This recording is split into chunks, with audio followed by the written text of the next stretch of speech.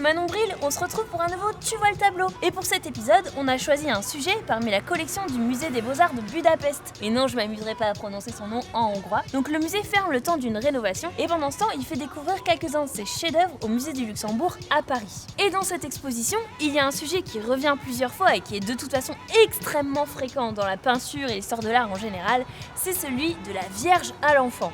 Et ce qui est chouette, c'est que nous en avons plusieurs déclinaisons dans l'exposition du musée du Luxembourg qui vont nous permettre de mettre en avant des constantes ou au contraire des différences.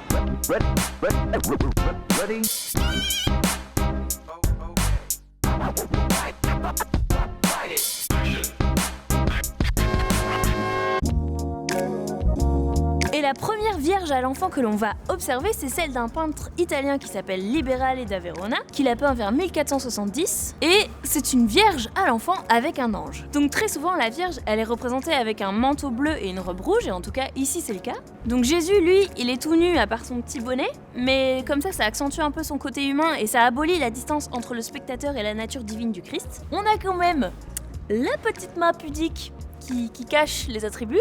Ah là, ni vu ni connu.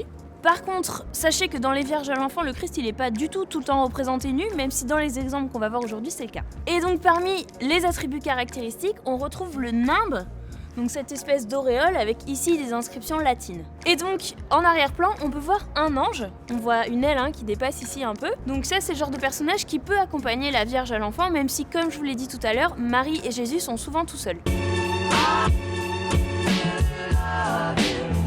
Deuxième Vierge à l'enfant, elle a été peinte vers 1490 et elle a été peinte par Mikhail Sitov. Alors pardon pour la prononciation, il est estonien, voilà. Alors notre petit Jésus, il est toujours tout nu et cette fois il prend son pied. Non mais littéralement quoi, regardez, il prend son pied genre comme un petit bébé quoi, c'est mignon. Donc on retrouve la Vierge mais avec cette fois un manteau rouge et une robe bleue. Allez, soyons fous, inversons les couleurs. Non mais après bon, je vous ai dit qu'il y a des conventions mais que rien n'est obligatoire. Et la Vierge cette fois possède une auréole en soleil, mais pas Jésus cette fois en dot.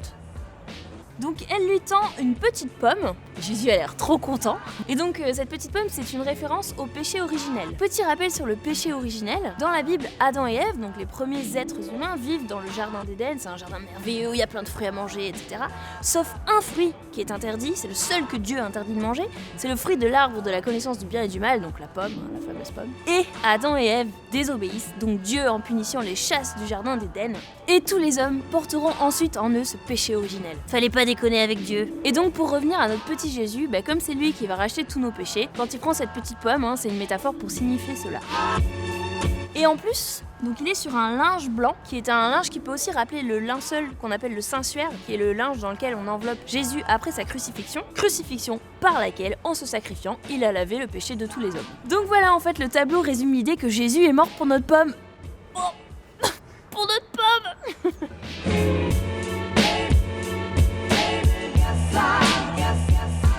Et enfin, dernière Vierge à l'enfant pour notre série, c'est celle de Bernardo Luini. Mais vous pouvez en voir d'autres au musée du Luxembourg et d'ailleurs je vous renvoie vers le lien de la vidéo qui présente l'exposition. Ici, cliquez là. Donc celle-ci, elle date d'entre 1515 et 1520 et elle est aussi très intéressante parce qu'une nouvelle fois, Marie et Jésus ne sont pas tout seuls. Ils sont accompagnés d'un autre duo mère-fils, c'est celui d'Élisabeth et Jean-Baptiste. Donc Élisabeth, c'est la cousine de Marie et leurs grossesses sont liées puisque l'évangile de Luc nous dit qu'elles sont tombées enceintes à quelques mois d'écart. Donc Jean-Baptiste, c'est aussi un protégé de Dieu comme c'est annoncé à son père Zacharie avant même sa naissance. Le parcours de Jésus et de Jean-Baptiste sont très liés puisque c'est Jean-Baptiste qui annonce la venue de Jésus, c'est lui qui le baptise, etc. Bon, je vous refais pas tout. Bon alors sur le tableau, comment on différencie tout ce petit monde? Alors déjà, la Vierge, elle est toujours avec ses couleurs rouge et bleu, plus le fait que elle et Jésus sont en position centrale dans le tableau. Élisabeth et Jean-Baptiste, on sait que c'est eux grâce au titre du tableau, mais sinon rien de particulier pour les caractériser ici. Et Élisabeth est souvent dépeinte comme une vieille femme, même si c'est pas très flagrant ici, parce qu'elle est tombée enceinte tardivement.